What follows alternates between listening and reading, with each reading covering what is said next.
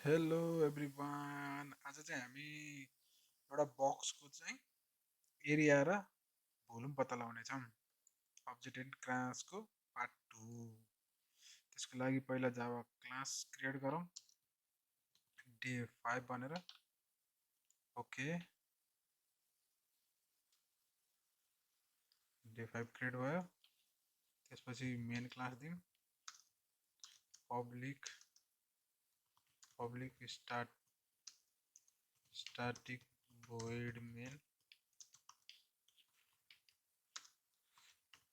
string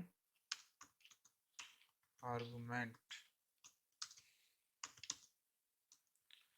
class create गरौँ बक्सको, class box भनेर। यसभित्र त हामीले प्राइभेट एक्सेस मोडिफायर लिउँ, integer L, private integer B breadth लागि, प्राइभेट इन्टिजर एच हाम्रो हाइटको लागि हैन। अब कन्स्ट्रक्टर बनाऊ, पब्लिक void डाटा सेट गरौँ, data integer X, integer Y, integer Z. Okay, यसभित्र चाहिँ हाम्रो के हुन्छ भन्दाखेरि यल भनेको चाहिँ हाम्रो X, B is equal to Y र H is equal to Z. Okay, त्यसपछि फङ्सन बनाऊ, फङ्सन पब्लिक इन्टिजर फाइन्ड एरियाको नाममा, जसले चाहिँ के रिटर्न गर्छ भन्दाखेरि एरिया रिटर्न गर्नु पर्यो, return L into B. Same तरिकाले हामीले भोल्युमको लागि बनाऊ, पब्लिक इन्टिजर फाइन्ड भोल्युम। यसले चाहिँ के रिटर्न गर्छ भन्दाखेरि L into B into H. Okay, यति भइसकेपछि अब मेन क्लासमा जाऊँ।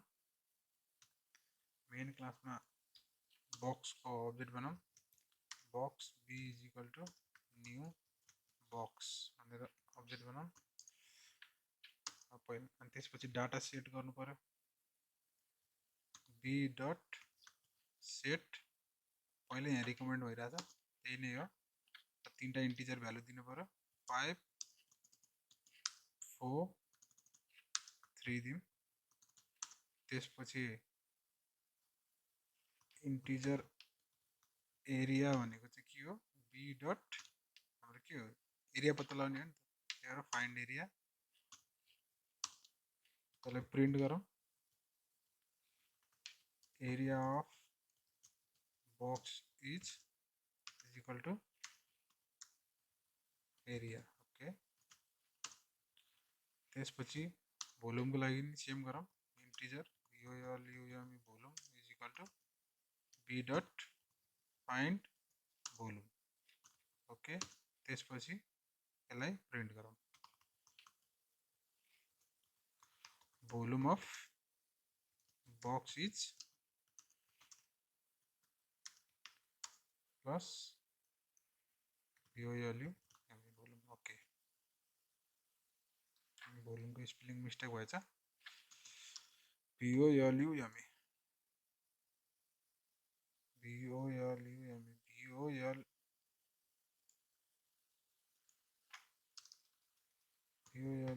ओके, यसलाई नै भयो। यति भइसकेपछि हाम्रो क्लास एन्ड अब्जेक्ट बनाएर एउटा बक्सको चाहिँ एरिया र रेक्टेङ्गल प्रिन्ट हुनेछ। अब यसलाई सेभ गरेर रन गरौँ। हामीले भ्यालु के दिएको थियौँ, लेन्थ 5 ब्रेथ 4 र हाइट हामीले 3 दिएको छौँ। एरिया एल इन्टु बी भनेको 5 इन्टु 4 भनेको 20 र भोल्युमको लागि के हुन्छ L into B into H, length into breadth into height, जसको चाहिँ 5 4 जा 20, 23 जा 60। यसरी हाम्रो क्लास एन्ड अब्जेक्ट बनाएर कुनै पनि एउटा फङ्सन बनाएर चाहिँ क्लासमा कुनै एउटा फङ्सन बनाएर चाहिँ एरिया भोल्युमहरू पत्ता लगाउन सकिन्छ। आजको भिडियोमा यति नै। यो हाम्रो क्लास एन्ड अब्जेक्ट्सको चाहिँ पार्ट 2 रहेको छ। भोलि हामीले मेथड ओभरलोडिङ र ओभरराइडिङको कुराहरू गर्नेछौँ। Thank you.